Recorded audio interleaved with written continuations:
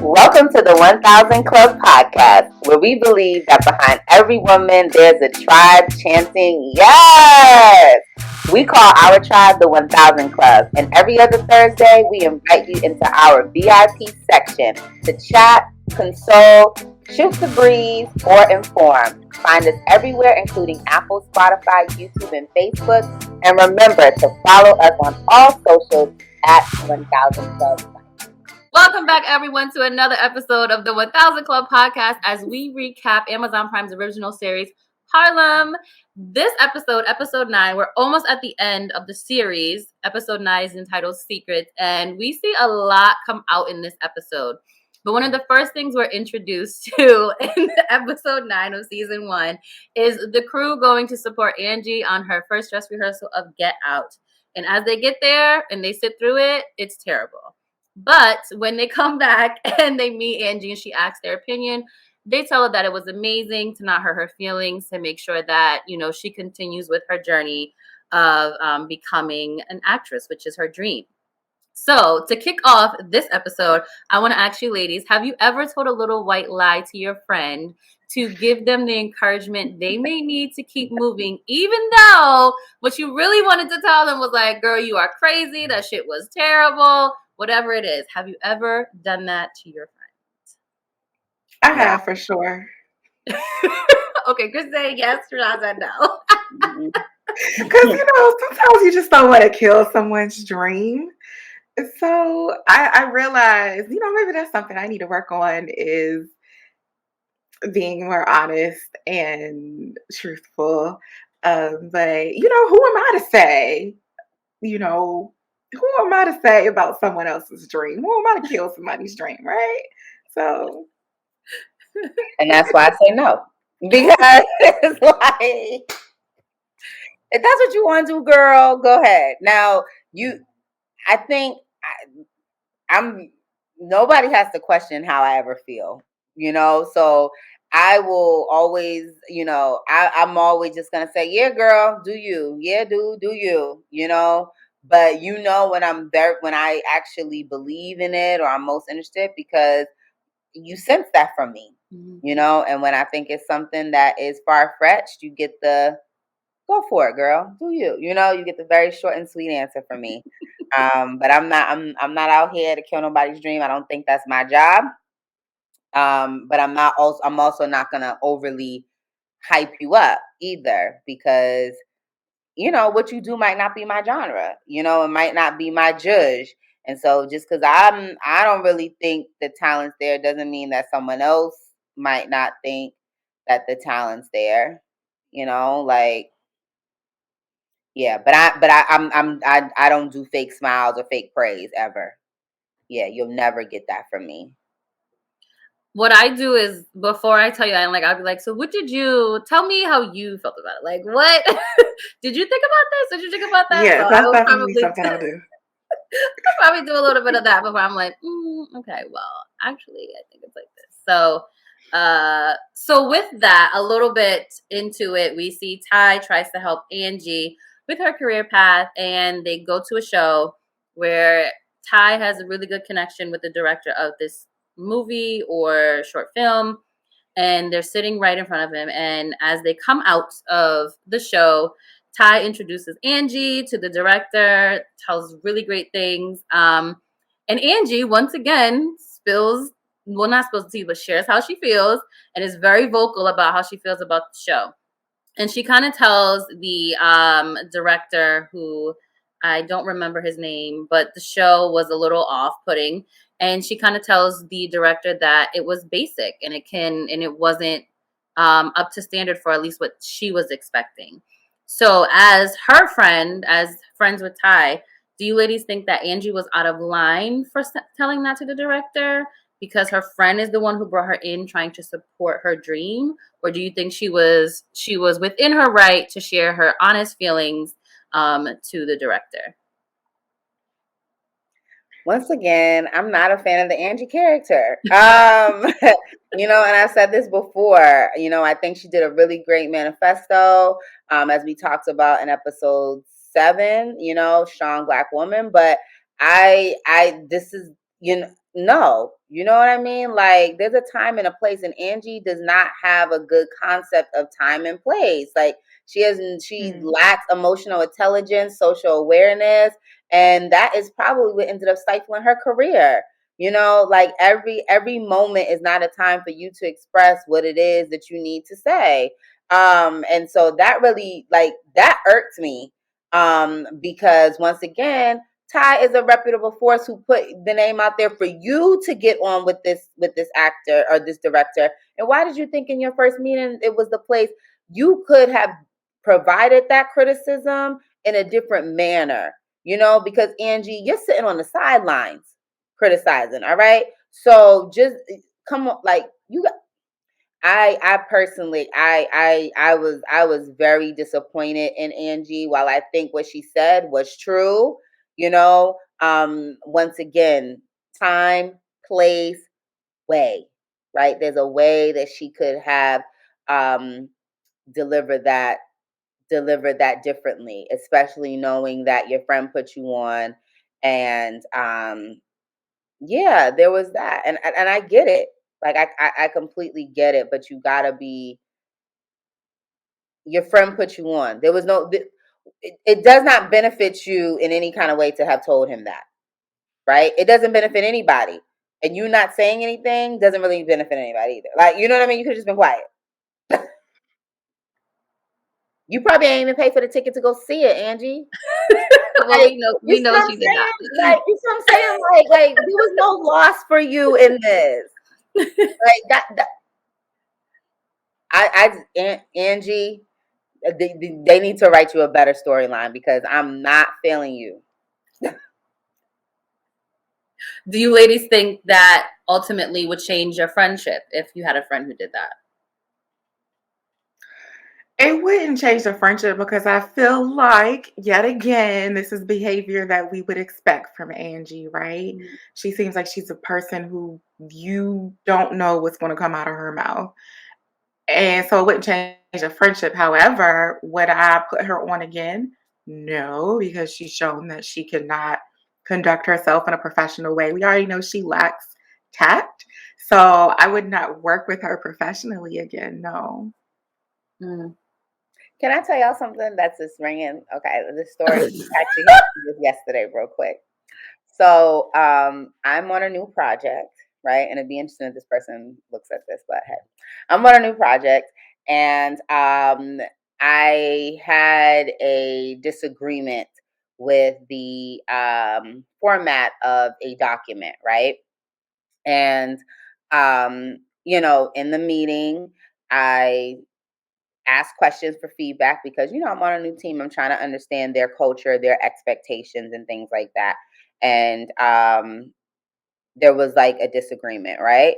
Now, I'm the type of person when I come into a new team, I will make my thoughts known. If I feel somewhat strongly, I might push it a little bit. But once you say that that's what you want to do, I'm like, okay, cool. You know, because every battle is not a battle that you have to fight, right? So I had another team member who is also new to the team who messaged me or called me afterwards to basically tell me that she agreed with everything I said, right? So I was already kind of like, because why you ain't saying the meeting?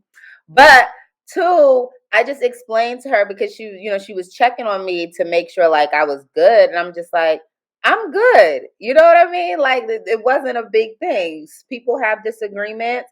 And maybe had you spoken up during the meeting to support, there would have been more support and they might have rethought the format of this document, right? But since you didn't, don't come to me now trying to check on me because really I am good, you know? And I think that's like what Angie has to realize, like, you know, there's a time and a place to push something, and there's a time and a place just to sit back and let people fall into their own ditch, you know? Like some people at some point, someone who that director can hear it from, or even Ty can hear it from. Because I understand Angie, her point in terms of Ty is like, you out here promoting the stuff that you know is BS, right?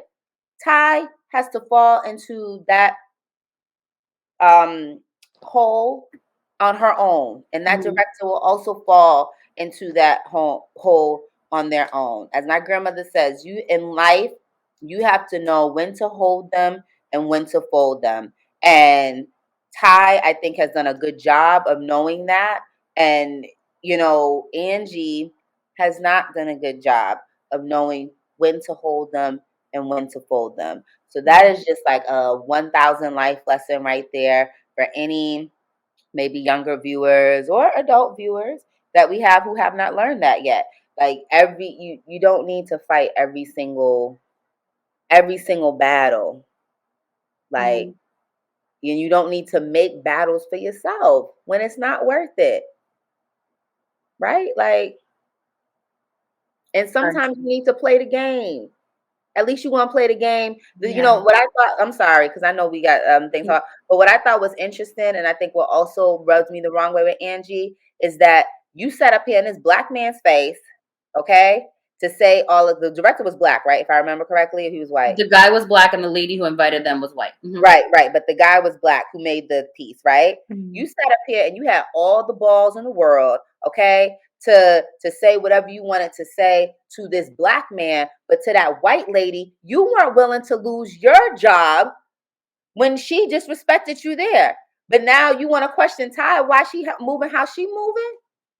Where was all of that to old girl and Get Out the musical? Right.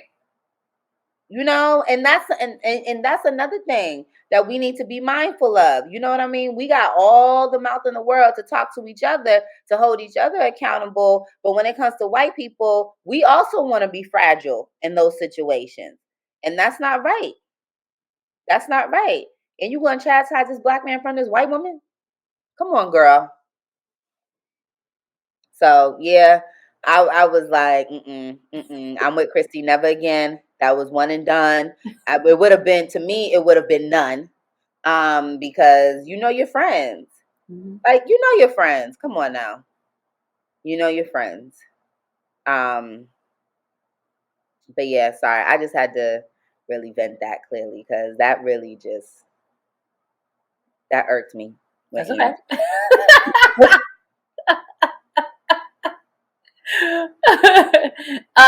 So shout out to the 1000 Club life advice from our verified member Rashana, who is yeah, apply, sign whatever documents you need to give. Let me get that verified check on social media. You put a handle right here at Bossy Quad.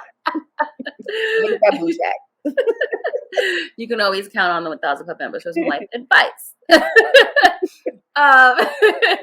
So we also see in this episode that Quinn starts to get a little bit more feelings for Sean, and she agrees to babysit while he goes on his dancing endeavors. And she babysits, kind of falls asleep, and then wakes up and is trying to keep him entertained to get him on her side. And she finds that in Isabella's Instagram. So they go bowling, and she's trying to put on a really good show to show how cool she is, with not just with the sun, but it looks like we see a little bit of sparks fly between her and Isabella. Definitely in this sparks. In this episode. So we see a little bit of that.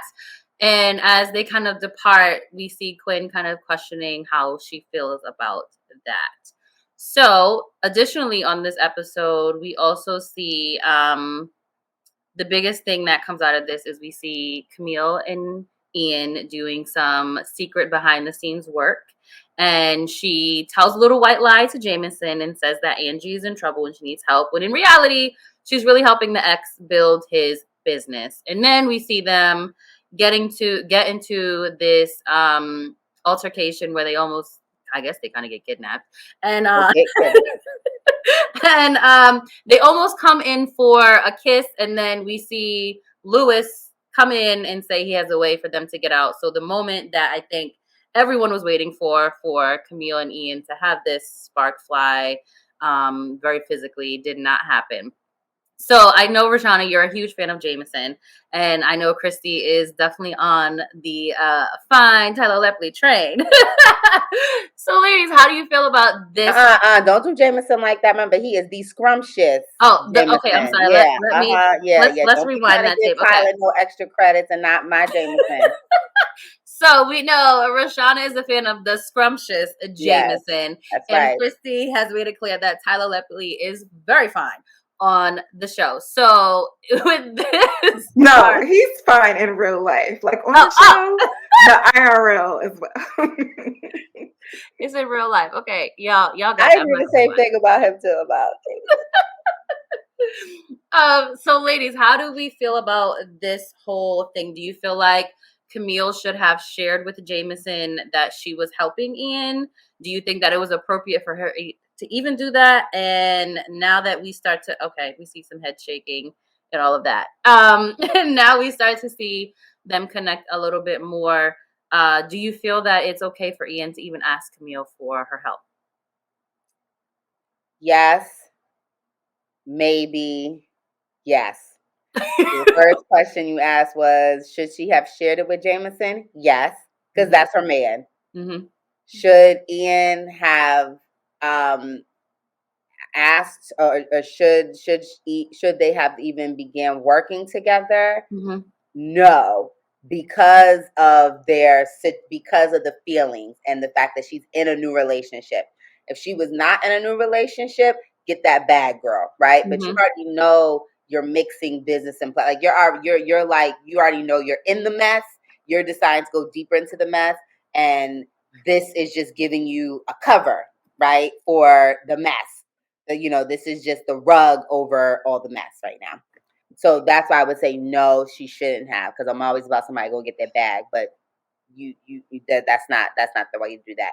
And then yes, should Ian have asked her? Why not? Right? Mhm. Like there's nothing wrong with somebody asking you a question. You got to be able to set that boundary to be able to say no. I don't think that's a good idea. And when you have to start lying, which Camille has already been lying, Mhm. first time, maybe it's an outward lie, but she'd have been lying about all the little text that's been going on between her and Ian this whole time. So, and all the taste testings and all of that, naming the shrimp and grits after her middle name. You know what I mean? Like the lies, the lies, the lies, the lies, the lies, the lies, right? As Candy says, like they've already been floating around. She already in too deep. And poor Jameson, poor the good black brother, The the scrumptious scrumptious black brother, getting played by the fine Tyler. okay, who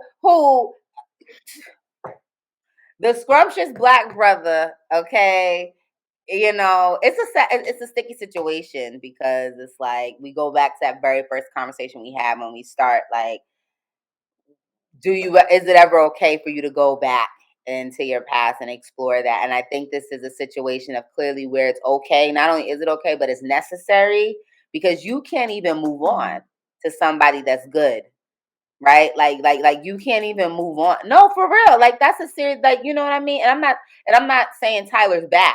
Like I don't think he's a bad choice for Camille at all. He clearly is the choice for her. And that's why I think it's necessary, because she can't she can't even move on. Like it's clearly a barrier from her doing anything with anyone else, and she's hurting a lot of people they're both hurting a lot of people in the middle of all of this. That's it. Yeah. I mean, I'm gonna give the politically correct response. Yeah, she should definitely tell the scrumptious Jameson. And let me Thank just you. make it clear, I Thank like you. Jameson. Thank you. I like his character. I think he is great for Camille. But Tyler Lepley, Ian, is also still fine. I don't know. Am I on the show? Am I here for Camille and Ian? I am. I am for the love story. However, I do feel like she shouldn't have started a new relationship with Right. Jameson, even though I'm here for it. But she still has unresolved business with her past, Agreed. being her ex. And so I do feel like she shouldn't have gotten to this, or she should be upfront with Jameson about her feelings and let him decide. Let him decide whether he still wants to be with you, knowing that she has feelings, or whether he just wants to casually date her. Like, let him decide what his relationship will be with her. she should be upfront. However, I could very well understand why she would tell that white lie. And I know she's doing it to protect Jameson. I know she's all confused. She's still trying to figure out like what's going on, what she wants to do, what she wants to pursue. So PC, yes, she should. But I understand why You she told that understand? little white lie. Yeah. Yeah, I can definitely understand it. And I know I'm sure it's something that people do quite a bit. So do what you got to do for love, but be honest with the people that you are like in relationships with, and be honest with yourself, and just be mindful of the actions that you're taking that will hurt others as well. But that's the clear problem, right? Hmm. Like exactly what you Yeah. said. Camille is not honest with herself about who she is, who she wants to be, and what she wants to do. And so, because she's not honest with herself, there's no way that she's going to be able to be honest with anyone else. Hmm. Like, So kind of with that, and really quickly, shout out to Christy, our other verified member, who just dropped some life advice on y'all. Y'all better be catching these nuggets. So with that, when you, as a friend on the outside looking in, how do you hold your friend accountable if you see that happening? Is there a way to hold them accountable? Do you have a conversation with your friend about something like that? Because at some point throughout the episode, she did share that Ian sent her a text with her friend. So how do you, as a friend,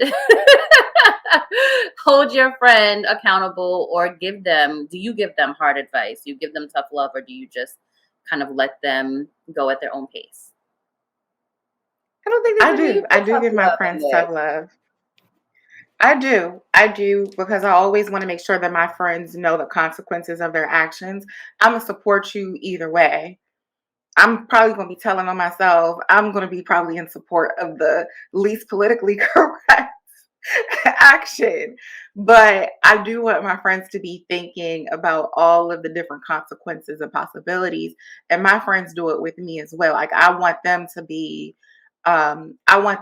honest and keep me in check as well. Because I think you have to have people around you who know your true honest feelings, but what also know how to protect you, and also know like what could come of your actions. So I definitely do. If a friend shares with me certain information, they know they are not going to get what they want to hear if they're open to that, because not everybody is open to that, and I'm aware of that. Now, if it's somebody that is not open to that type of feedback, or for me to give them that tough love, then I will be a listening ear, and that will be that. But my friends who, like I said, I know their situations and I know what the consequences could be, I'm like, girl, think about like, is this what you really want to do? Think about what could happen. Think about, how it will affect all those involved. Yeah, I don't think there's like I hear exactly what you're saying. I agree. I don't know if I consider that tough love. You know what I mean? Like I think like because it's not like I don't know, like I'm not your parent and me telling you that this is some bullshit, basically, like it's not tough love. You already know that before you even come and ask me. Like so for me, it's just like I'm gonna just tell you, girl, this is some bullshit. Do you? Period. But I also am not the person that's gonna jump on the crazy train with you. I decide when I want to get on and off roller coasters, and I don't want to be brought onto anyone's ride either. So if you already know this is some crazy stuff, um, I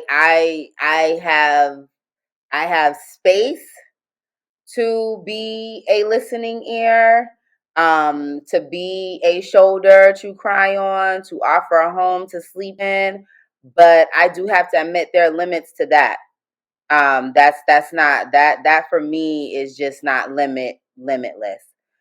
Because I'm not going to keep hearing you. I'm not going to keep listening to the same thing over and over and over again. That's just not that's a waste of my time. You know what I mean? And now I feel like you brought me in on your mess, and yeah, no, mm-mm, mm-mm, mm-mm, nope. Yeah. but I guess tough love may not be the word, right? The appropriate word. I do ask the questions that I think my friends are not comfortable with answering to someone else. Like they may have Mm-hmm. answered the questions in their own head and they've made sense of it because you can tell yourself whatever you want to tell yourself to make yourself feel good about something. But I do ask the questions that they have to think about. And if they choose to respond to me, respond and verbally say to someone else. And I think in going through that, you are faced to confront what you don't want to confront. So I definitely will ask that. Mm. See, Christy is such a good, a better person at that than me. But let me just say, you have to know your friends. You have to know your Yeah. friends. You have to know who you could do that with, who you can't do that with. You have to know context of the situation. So I think that's key. And you have to know who you can do that with because not all of your friends are going to be receptive to that. Yeah, and that's true. Yeah, and those who are not receptive, I won't say nothing.